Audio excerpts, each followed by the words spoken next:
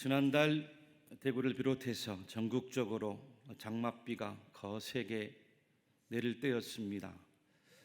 몇 분 장로님들과 함께 혹시 우리 교회 건물에 누수가 있지 않을까 염려가 돼서 우리 본당과 또 비전센터 그리고 얼마 전까지만 해도 유치원으로 사용하던 우리 구본당 건물에 이르기까지 옥상에서부터 지하에까지 우리 성전 곳곳을 다니면서 또 살피고 꼼꼼하게 돌아본 적이 있습니다. 다행스럽게 별일은 없었는데 구석구석마다 웬 짐들이 그렇게 많은지요. 먼지도 많고 또 위생도 안 좋고 또 미관상 보기에도 좋지 않아 그 짐들을 정리할 공간도 필요하겠다. 또 버릴 것은 과감하게 버려서 성전에 안 보이는 곳까지 깨끗하게 청결하게 유지하기로 우리 장로님들과 대화를 나눈 적이 있습니다. 여러분, 집안 청소를 해도 어떻습니까?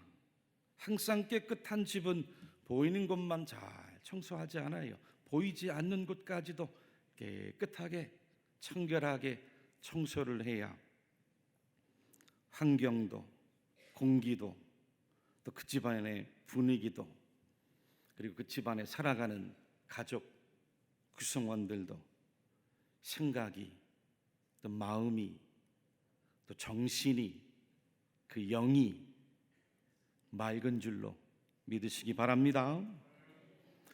그러면서 기도하는데 제 마음속에 성령님이 주시는 감동이 그 성전 구석구석에 몰래 쌓여있는 짐들이 마치 우리 교회와 또 우리 가정 또 우리 인생을 허무는 죄의 짐들처럼 작은 여우들로 숨겨 있구나 하는 마음의 생각이 들었어요.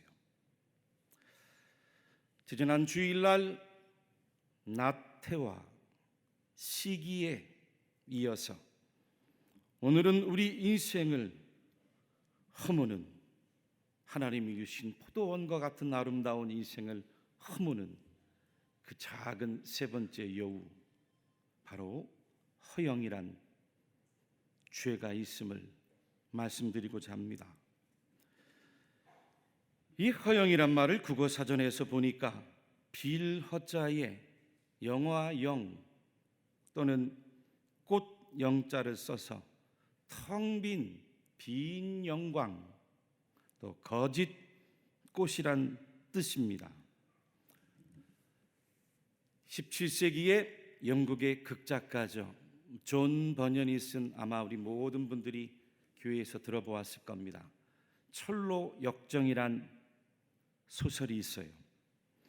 그 책에 보면 멸망의 도시 장망성을 나와서 하나님의 도시 하늘의 도시 그 천성에 이르기까지 믿음의 순례의 길을 떠난 주인공 크리스천이 나옵니다. 그런데 그 크리스천 주인공이 천신만고 끝에 사망의 골짜기까지 지나 천성에 도달하지만 그 가는 길목에 반드시 거쳐야 하는 곳, 바로 허영의 시장을 만나게 돼요. 그 허영의 시장이란 곳에는 온갖 것을 사람들이 사고 팔고 있었는데 집이면 집, 땅이면 땅, 의복이면 의복, 맛있는 음식이면 음식, 세상 지위도 명예도 승진도 술과 담배도 온갖 욕망과 쾌락을 사고 파는 거예요. 금은 보화는 물론이고 남편도 아내도 팔고 자녀도 팔고 주인 하인 생명과 피와 육체와 심지어 영혼까지 사고 파는 겁니다. 또한 그 허영의 시장에서는 협작꾼과 요술사와 도박꾼과 사기꾼까지 빠짐이 없었어요. 17세기였는데 게임까지 등장을 해요. 무슨 뜻입니까?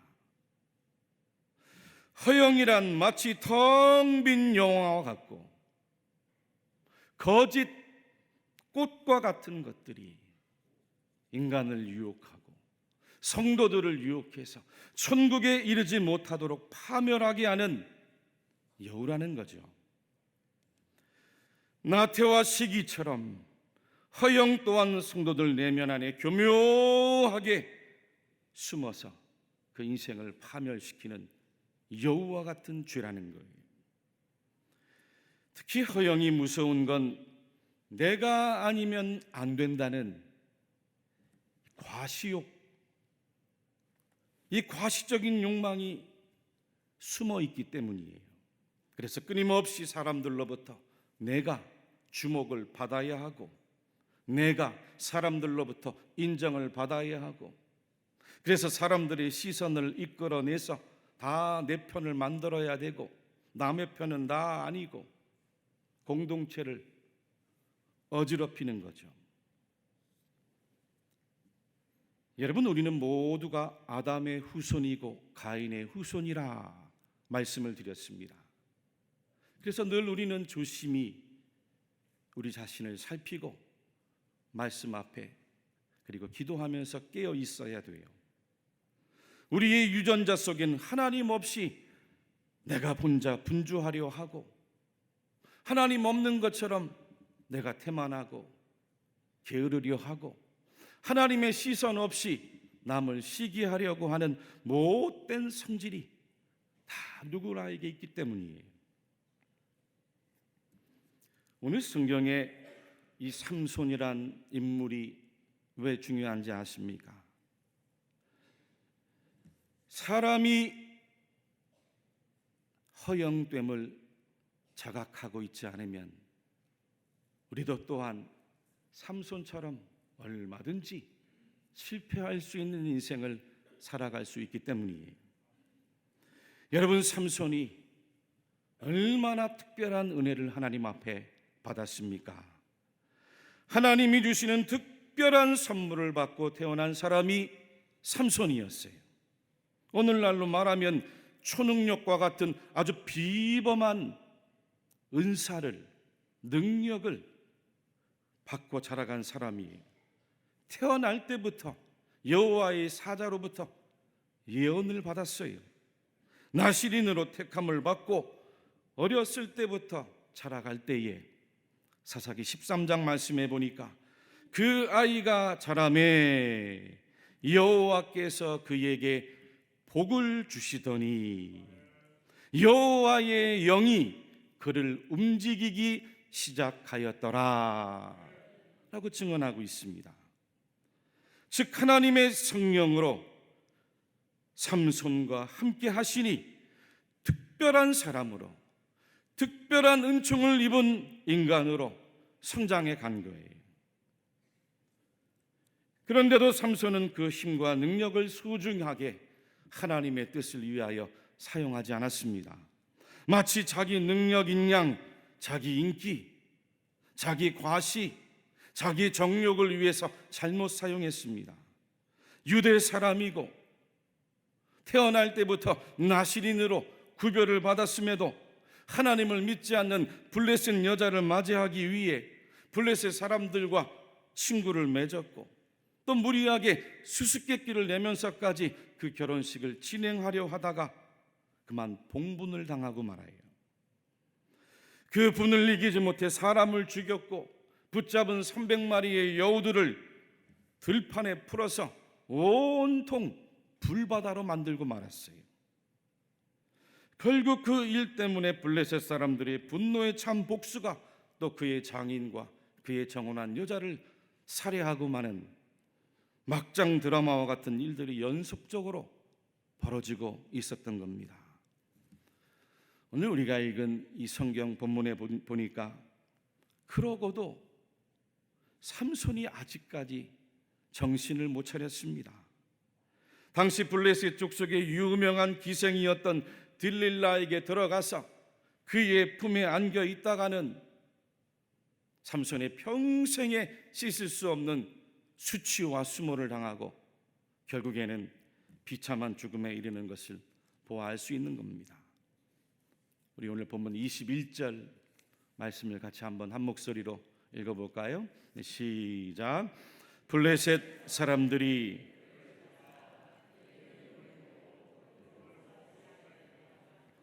노줄로 매고 그에게 옥에서 맷돌을 돌리게 하였더라. 아멘. 여러분, 얼마나 수치스럽고 얼마나 모욕적입니까? 하나님의 특별한 은혜를 입었는데, 피범한 은사와 힘과 능력을 입었는데 블레셋 사람들에게 붙들려서 두 눈이 빼어지고 감옥에 갇혀 노줄로 매고 짐승처럼 맷돌을 돌리고 있는 거예요. 그런데 이것을 가리켜서 4세기 초대교회의 유명한 교부여 신학자였던 요한 크리소스톰이란 분이 다음과 같은 이야기를 해요. 다른 죄악들은 마귀의 종이 되는 가운데 기생하지만 이 허영은 그리스도의 종의 자리에서 기생하는 죄악이라는 점에서 더욱더 심각하다. 삼손이 이렇게 실패한 이유 다른 데 있지 않았습니다. 허영 때문에 그랬어요. 그래서 허영이 무서운 겁니다. 차라리 아무것도 없었으면 아예 나을 뻔했습니다. 사람이 뭔가가 조금만이라도 주어지면 그것이 원래부터 나에게 있었던 것처럼 자기를 높이고 과시하고 다른 사람들에게 드러내고 싶어 하기 때문이죠. 여러분, 돈이 한번 주어져 보세요. 그 돈이 곧 자기인 것처럼 동일시해요. 명예가 주어지면 그 명예가 나인 것처럼 명예와 자기를 동일시합니다. 자리가 주어지면 그 자리가 원래부터 나의 자리였던 것처럼 자기와 동일시해 버려요. 힘이 주어지고 인기가 주어지면 그 힘과 인기를 자기와 동일시해 버립니다. 그리고 원래 아무것도 없었던 자신을 잊어버리는 거예요. 이 심리학의 용어 가운데 페르소나 혹은 페르조나라고도 하죠. 이와 같은 단어가 있습니다. 이 가면을 뜻하는 라틴어에서 유래한 언어인데 사람들이 각자가 살아가는 사회적 역할에 따라 적절하게 필요한 공적인 얼굴이 있다는 뜻이에요. 여러분, 연극 무대에 오른 배우들이 등장 인물의 역할에 따라 필요한 가면을 적절하게 쓰고 나와서 연기를 다 한 다음에는 그 연극이 끝나고 나면 어떻게 됩니까? 집으로 돌아가야죠. 자기 모습으로 살아가야 되는 거예요. 그래야 건강합니다. 긍정적인 의미에서의 페르조나 가면은 사회적 역할의 필요에 따를 뿐인 거예요. 그러므로 가정에서 아버지는 아버지의 가면을 잘 써야 되고, 또 직장에 가면 사회 직장인으로 가면도 쓰고, 또 그 회사의 오너면 오너의 가면을 잘 써야 되는 거죠. 목사도 마찬가지입니다. 교회에서 역할이 있고, 집에 가면 남편의 역할이 있고, 아버지의 역할이 있고, 부모님에게는 아들의 역할이 있잖아요. 적절하게 건강하게 공적인 가면을 잘 써야 되는 거죠. 그래야 건강한 가정을, 건강한 회사를, 건강한 이웃관계, 또 건강한 교회 성도들과의 관계도 이루어갈 수 있는 거예요. 이중적인 인격을 말하는 게 아닙니다. 여러분, 아버지가 회사에서의 모습을 가지고 집에 돌아와 보세요. 자녀들이 어떻게 하게 되겠습니까? 가정에서는 인자한 아버지, 자상한 아버지로 자녀를 대해야 되죠. 이 삼손이 실패했던 건 하나님께서 그에게 나실인이요 사사라는 역할을 주셨고, 그 필요를 유대 백성들을 영적으로 잘 이끌어가면서 하나님의 뜻을 이루어가라고 그에 맞는 힘도 주신 줄 믿습니다. 그에 맞는 은혜도 주신 줄 믿습니다. 그에 걸맞는 사사라는 지위도 주신 줄 믿습니다. 능력도 주신 거예요. 비범한 은사를 주신 겁니다. 그런데 그것이 마치 진정한 자기인 양 동일시하고 페르조나를 착각함으로 허영에 빠져버리고 만 거죠. 자기에게서 나오는 힘과 그 괴력이 자기의 머리카락에서 나오는 줄, 자기의 머리털에서 비롯되는 줄 나의 힘인 것처럼 착각을 해버렸어요. 블레셋 사람들에게 매수를 당한 들릴라가 그 비밀을 알려달라고 3번씩이나 삼손을 보챌 때마다 그 비밀을 숨긴다고 하여 새 활줄 7으로 자기를 묶어보라고 합니다. 나중에는 새 밧줄로 자신을 묶으라고 했습니다. 결국에는 거짓말이 들통나고 나서는 자기의 머리털을 7가닥으로 그 배틀 날실에 섞어서 짜보라고까지 했어요. 그런데 여러분, 정말로 삼손의 그 힘과 괴력이 그의 머리카락 때문이었습니까? 아닙니다. 성경을 자세하게 읽어보면 들릴라가 삼손을 하도 괴롭히니까 나중엔 다음과 같이 증언하고 있어요. 우리 19절과 20절 말씀도 같이 한번 한 목소리로 읽어보겠습니다. 시작. 들릴라가 삼손에게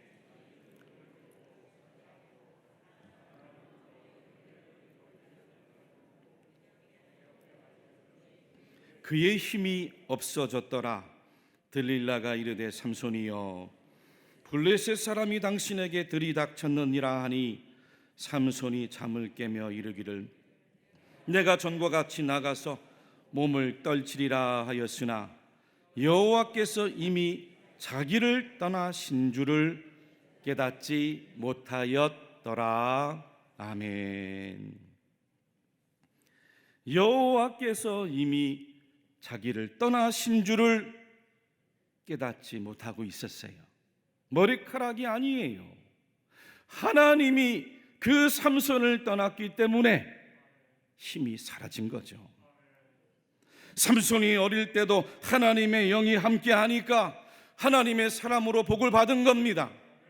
하나님이 그와 함께 하니까 삼손이 힘도 생기고 능력도 생기고 재능도 생기고 은사도 생기고 은혜도 임하고 사사라는 지위도 하나님께로부터 받은 겁니다.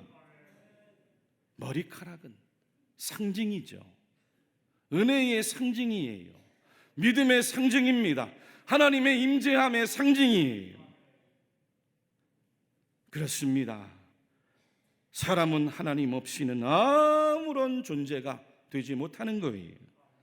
하나님이 사람을 지으시고 그 이름을 아담이라고 명명하신 이유가 바로 거기 있습니다. 지난번에도 한번 말씀드렸던 것처럼 아담, 불다라는 뜻이에요. 붉은 흙으로부터 너를 지었으니 그것을 늘 자각하고 잊지 말라 하는 하나님의 뜻이에요. 우리는 진흙입니다. 티끌이에요. 먼지입니다. 아무것도 아니에요.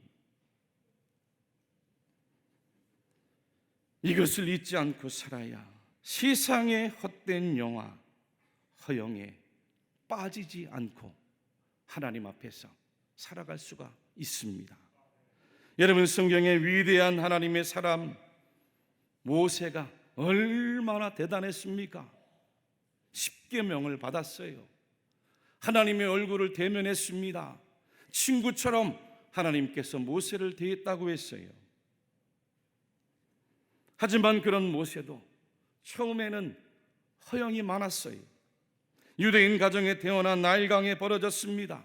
바로 왕의 공지에 의해서 그 강물에서 건짐을 받았지만 당시 세계 최강의 그 애굽 이집트의 제국의 왕궁의 왕자로 자랐으니 그 마음에 허영이 왜 안 생기겠어요?